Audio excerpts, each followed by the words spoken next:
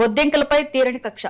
నిన్న పార్లమెంట్ లో బిల్ పెట్టడం జరిగింది. సో విపక్షాల ఆందోళన నడుమ అసలు ఏం జరగబోతుందంటారు సార్ దీని మీద? ఖచ్చితంగా అంటే బొద్దింకలది అయిపోయింది, రాజీనామా చేశారు, ఒక బిల్ ఏదో ఆదరాబాదరగా తెస్తాం అనుకున్నారు, ఇంతవరకు బాగానే ఉంది. కానీ తీరా నిన్న పరిణామాలు ఈరోజు ఇస్తున్న లీకులు ఇవన్నీ చూస్తే మటుకు చాలా కక్ష కట్టినట్టుగా కనిపిస్తుంది. ఈ బొద్దింకల ఆందోళన ఆ జంతర్ మంతర్ దగ్గర జరిగింది. మీరు ఈరోజు టైమ్స్ ఆఫ్ ఇండియా చూడండి, హత్యారోపణలు ఎదుర్కొన్న 101 మంది ఉన్నారట. అవును సార్. ఏది ఆ ప్రదర్శన చేసిన వాళ్ళలో. అంటే నిజంగా ఇప్పుడు ఆరోపణలు, రకరకాల కేసులు ఇవన్నీ పెట్టడం వేరే విషయం. విద్యార్థుల ఆందోళన, లీకేజీ, దాని మీద వాళ్ళు కోర్టుకు వెళ్తా పార్లమెంట్కి వెళ్తామని యాత్ర ప్రకటిస్తే దాంట్లో 101 మంది వీళ్ళు ఉన్నారు, ఇంకా ఇంతమంది క్రిమినల్స్ ఉన్నారు, వాళ్ళలోని భయంకరమైన ఆరోపణలు. అంటే అక్కడ ఏదో మామూలుగా జరగలేదు, చాలా పెద్ద కుట్ర జరిగింది అని అంతకుముందు చేసిన ఆరోపణ ఏదైతే ఉందో దాన్ని సబ్స్టాన్షియేట్ చేయడానికి, దాన్ని మరింత ఎస్టాబ్లిష్ చేయడానికి ప్రభుత్వము, నిఘా వర్గాలు పనిచేస్తున్నట్టుగా చాలా స్పష్టమవుతుంది. ఈ 101 హత్య కేసులు, ఆరోపణలు అన్న మాట చెప్తుంది ఎవరో కాదు, అది చాలా ఢిల్లీ పోలీస్ ఆఫీసర్, కీలకమైన వ్యక్తి, ఆయన చెప్తూ ఉన్నారు. అంటే ఇదంతా ఇప్పుడు మీరు నిన్న గమనిస్తే గనక ఈ సిజేపీకి ఆందోళనకు నాయకత్వం వహించినటువంటి 3 విద్యార్థులు, అలాగే కపిల్ సిబాల్ సీనియర్ అడ్వకేటు, వీళ్ళు మీడియాతో మాట్లాడారు. వాళ్ళు చెప్పింది ఏంటి, 3 షరతుల మీద ఆందోళన విరమించారు. ఒకటి, ధర్మేంద్ర ప్రధాన్ రాజీనామా, రెండవది కేసులో ఉపసంహరణ, ఆత్మహత్య చేసుకోవడం, నీటి అవకతవకల వల్ల ప్రాణాలు కోల్పోయిన వాళ్లకు పరిహారం. ఇప్పుడు రెండో కోరిక నెరవేరడం లేదు. ఇంతవరకు కేసులు సామూహికంగా ఎత్తేసిన దాఖలాలు ఎక్కడ లేవు. కేసులు అంతకుముందు పెట్టిన ఎఫ్ఐఆర్లు పెట్టినవి తీసేయాలి కదా, వాళ్ళ మీద ఏమి చర్య తీసుకోమంటే కేసులు ఆ విధంగా పూర్తిగా ఉపసంహరించడానికి ప్రభుత్వం సిద్ధపడడం లేదు. పైగా ఇంకా చాలా చాలా కొత్త సాక్ష్యాధారాలు మా దగ్గర ఉన్నాయని కథలు వ్యాప్తి చేస్తున్నారు. కొన్ని రాష్ట్రాల్లో కొంతవరకు తీసేశారు, కానీ ఢిల్లీలో ఇంకా చాలా రాష్ట్రాల్లో తీసేయడం లేదు. రెండో వైపు నుంచి చూస్తే ఉదాహరణకు ఒక చోట AK-47తో విద్యార్థుల మీద కాల్పులు జరిపారని వార్త వస్తుంది. పోలీసులు చాలా దారుణంగా హింసాకాండ ఇవన్నీ చేసిన వాటి మీద విచారణ జరపాలని సుప్రీంకోర్టు కూడా ఆదేశాలు ఇచ్చింది. సుప్రీంకోర్టు ఏమో సిట్ వేసి అక్కడ జంతర్ మంతర్ దగ్గర జరిగిన ఆ నిరసన మీద జరిగిన నిర్బంధాన్ని, హింసాకాండను పర్యవేక్షిస్తాం, మేము విచారిస్తామని వాళ్ళు చెప్తుంటే ప్రభుత్వం, పోలీసు వర్గాల మటుకు కాదు, నిజంగానే అక్కడ చాలా జరిగింది, వీళ్ళ వెనక వాళ్ళు ఉన్నారు, వీళ్ళు ఉన్నారని చెప్తున్నాను. చాలా ఖచ్చితంగా బొద్దింకల యుద్ధాన్ని కాస్త ఆపడం కోసం రాజీనామా చేయించినప్పటికీ కూడా వాళ్ళ వెనక ఏదో కుట్ర ఉంది అనే ఆరోపణకు ప్రభుత్వం ఇప్పటికి కూడా కేంద్రము, పోలీసుల ద్వారా, నిఘా వర్గాల ద్వారా ఒక భారీ బనాయింపు జరుగుతుందనే విషయం చాలా స్పష్టంగా అర్థమవుతుంది. రెండవది, ధర్మేంద్ర ప్రధాన్తో రాజీనామా చేయించారు, కానీ సభలో ఆయన ఘన స్వాగతం పలికి, ఘన స్వాగతాలు చెప్పి, అసలు ఏదో దేశ క్షేమం కోసం ఆయన ఏదో త్యాగం చేసినట్టు, ఒక తప్పు జరిగితే తప్పు జరిగిన శాఖకు బాధ్యుడిగా ఆయన రాజీనామా చేశారు. అందులో ఘనకార్యము, త్యాగము, జయ జయధ్వానాలు పలకాల్సింది ఏం లేదు. విడిగా బీజేపీ, RSS నాయకులు మీడియాతో మాట్లాడి చూస్తే కూడా చాలా బాధ్యత కలిగిన వాళ్ళం కాబట్టి విద్యార్థుల కోసం మేము స్పందించి చేశాను తప్ప నిజంగా ధర్మేంద్ర ప్రధాన్ తప్పేం లేదని, అంటే వీళ్ళ తప్పు ఒప్పుకోవడము లేదు. రెండో వైపున విద్యార్థులు ఆందోళన చేయడం చాలా తప్పు, అక్కడ చాలామంది సరి తప్పు చేసే వాళ్ళు ఉన్నారని చెప్పడానికి చిత్రణ జరుగుతుంది. కాబట్టి ఇది ఒక యాంటీ క్లైమాక్స్. ఓ పెద్ద ఉద్యమం జరిగిన తర్వాత దాని నుంచి నిజంగా ప్రజాస్వామిక స్ఫూర్తితో దిద్దుకొని ప్రజాస్వామికంగా వెళ్తే బాగానే ఉండేది. కానీ ఇప్పుడు అలా జరగలేదు, ఇంకా రాజకీయమే నడుస్తుంది అన్న విషయం మనకు చాలా స్పష్టమవుతుంది. సుప్రీంకోర్టు కూడా విచారణ జరపడం అంటే నిజంగా ప్రభుత్వం యొక్క వాదనను ఇప్పటికే తిరస్కరించినట్టే కదా. అయితే విద్యార్థులైనా ఎవరైనా హింస చేయకూడదు, అలాంటివి ఉంటే ఘటన లేదని చెప్పొచ్చు, కానీ రెండు ఎలా చెప్తారు మీరు కలిపి? ఇంకా మూడో అంశము బిల్లు. నిన్న రాజ్యసభలో అందరూ ఏంటి ప్రతిపక్షాలు, అమిత్ షా క్షమాపణ చెప్పాలి హోంశాఖ తరఫున, పిల్లల మీద ఆ విధంగా ప్రవర్తించి ఉండకూడదు. క్షమాపణ అంటే సారీ చెప్తారు అంతే కదా, ఒక సారీ చెప్పాలి ఇంత జరిగిన తర్వాత అని అడిగితే దాని మీద సభ వాయిదా వేశారు, పదే ఈరోజు కూడా వాయిదా వేశారు. కానీ కొంత విచారం వెలిబుచ్చడానికి, సారీ చెప్పడానికి మటుకు ప్రభుత్వం సిద్ధంగా లేదు. మన పిల్లలను బుజ్జగించడానికి మనమే చెప్తాము, ఎవరైనా చెప్తారు. పిల్లలు, విద్యార్థులు ఆందోళన చేశారు, మీరు కూడా తప్పు దిద్దుకున్నా ఉంటున్నారు. అటువంటిప్పుడు ఎందుకు సారీ చెప్పట్లేదు? హడావుడిగా బిల్లు తెచ్చారు. ఈ బిల్లులో చాలా లోపాలు ఉన్నాయి. ఈరోజు ఏ సంపాదకీయం చూసినా కానీ ఇట్లాంటి కాయకల్ప చికిత్సతో ఇది అయిపోదు అని చెప్తున్నాయి అన్ని పత్రికలు కూడా, అన్ని మీడియాలు కూడా. ఇటువంటి సమయంలో ఆ బిల్లునేమో గట్టిగా పెట్టేసి వెంటనే దాన్ని ముందుకు నెట్టేసి దాని చుట్టూనే తప్ప ఇంకా వేరే విషయాలు మేము వినమన్న వైఖరి ప్రభుత్వం తీసుకుంటున్నటువంటి పరిస్థితి. సో ఈరోజు కూడా సభ 2 సార్లు ఉభయ సభలు కూడా వాయిదా పడ్డాయి. ఇప్పుడు మళ్ళీ 2 తర్వాత ఎప్పుడో వస్తాయి. మీరు దీని మీదే చర్చించండి, వేరే పక్కదో పట్టకండి అని స్పీకర్ హెచ్చరిస్తున్నారు. అందుకని సభ అనేది ఒక విధంగా హోరాహోరీ పోరాట క్షేత్రంలాగా ఉంది ఇప్పుడు పార్లమెంటు చెప్పాలంటే కనుక. ముందే ప్రతిపక్ష నాయకులు వీళ్ళందరూ కూడా చెప్పారు, మీరు ఒక కుట్రపూరితంగా ఇదంతా చేసి ఒత్తిడి చేస్తున్నారు, మీరు నిజంగా మీరు ఆత్మవిమర్శంగా దిద్దుకోవడం లేదని.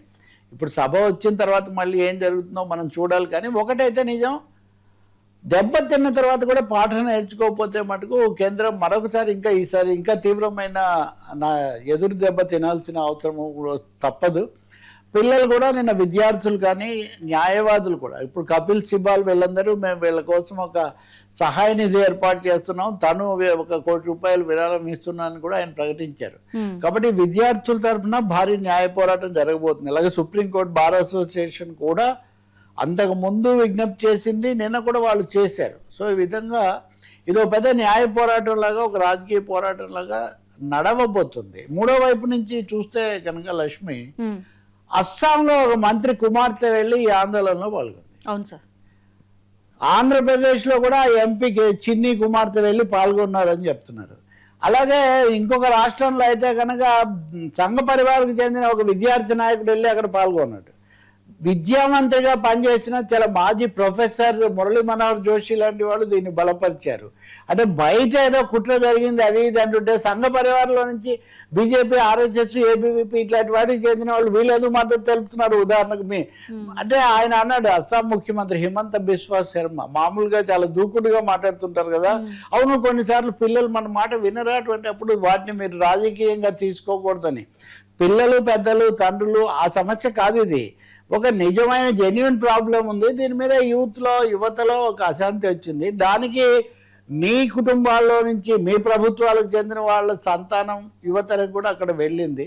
అటువంటి అప్పుడు ఇంకా మొండిపట్టు పట్టుకొని దీన్ని ఏదో చేస్తాము, అక్కడ ఏదో కుట్రదారులను నిరూపిస్తాము, కొంతమందిని బోనెక్కిస్తాము అనుకోవడం మటుకు చాలా పొరపాటు. రైతుల ప్రదర్శన అప్పుడు కూడా ప్రధానమంత్రి గారు ఇలాగే క్షమాపణ చెప్పారు, వీడియోలు చేశారు. కానీ ఆ రైతుల వాళ్ళ సందర్భంగా పెట్టిన చాలా కేసులు ఇప్పటికీ బెయిల్ లేకుండా కొనసాగుతున్నాయి. బెయిల్ రాలా వాళ్ళకు. ఇప్పుడు కూడా పిల్లలకు బెయిల్ ఇవ్వడం ఇట్లాంటి అంశాలు చాలా ఉన్నాయి. కాబట్టి నిన్న ఆయన అశుతోష్, తర్వాత రాకేష్ సిబ్బాల్, కపిల్ సిబ్బాల్ వీళ్ళందరూ చెప్పింది చాలా తీవ్రమైన విషయం. పార్లమెంట్లో ప్రతిపక్షాలు కూడా దాన్ని లేవనెత్తుతున్నాయి. మేము కేసులన్నీ ఉపసంహరిస్తామని ప్రకటన చేయండి, జరిగిందని విచారం వెలిపుచ్చండి, ఆ తర్వాత సమగ్రమైన చర్చ చేయండి అని. ఈ చర్చలో పాల్గొనాలా వద్దా అని కొంచెం తర్జన పడిన తర్వాత చర్చలో పాల్గొని విద్యార్థుల మీద సాగిన నిర్బంధం ఈ అంశాలను దేశం దృష్టికి తెద్దాం అని ప్రతిపక్షాలు నిర్ణయించుకున్నాయి. కాబట్టి ఇప్పుడు చర్చ జరిగితే కూడా ప్రతిపక్షాలు ముందుగా ఈ అంశాలు తీసుకొస్తాయి.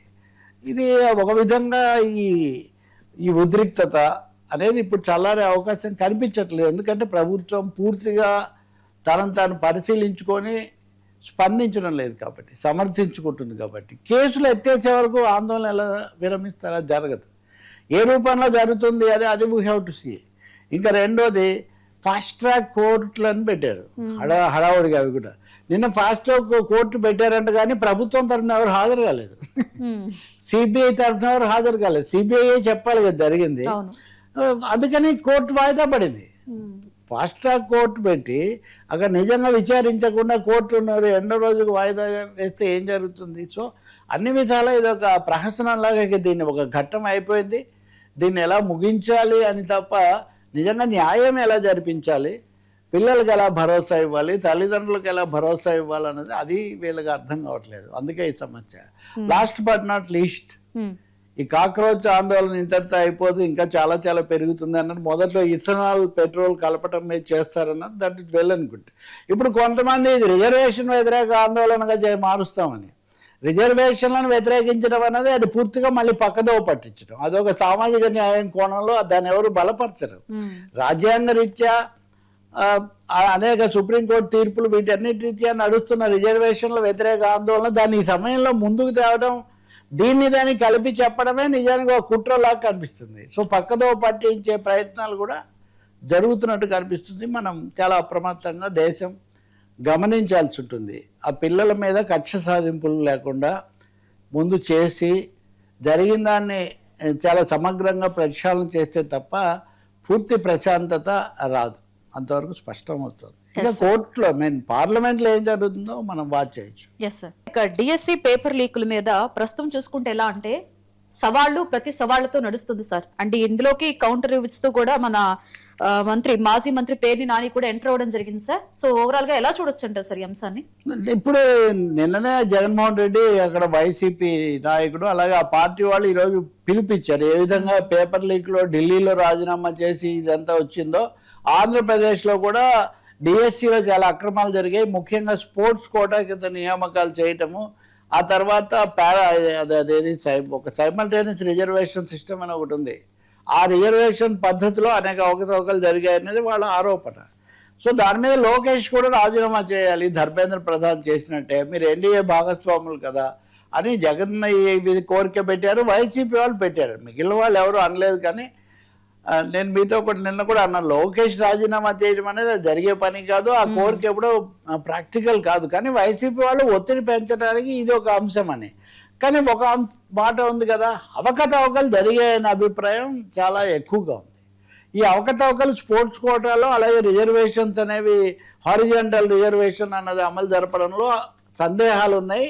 వీటి మీద విచారణ జరపాలన్నది ఎక్స్పర్ట్స్ నిపుణులందరూ చెప్పినటువంటి మాట, నిష్పక్షంగా ఉండే నిపుణులు కూడా అన్న మాట. దానికి ప్రభుత్వం సిద్ధపడడం లేదు. మీరు సవాళ్ళు అన్నారు కదా, నిన్న నారా లోకేష్ విజయవాడ పరిసరాల్లో ఒక సభలో పాల్గొన్నారు. ఆ పాల్గొన్న సభలో ఆయన డిఎస్సి మేము చాలా బ్రహ్మాండంగా జరిపాం, వైసీపీ వాళ్ళు 250 కేసులు వేసి అడ్డం పడ్డారు, మేమే టీచర్ పోస్టులు భర్తీ చేసాం, ఇవన్నీ చేసాము, మాటికి రిజర్వేషన్లో ఒకసారి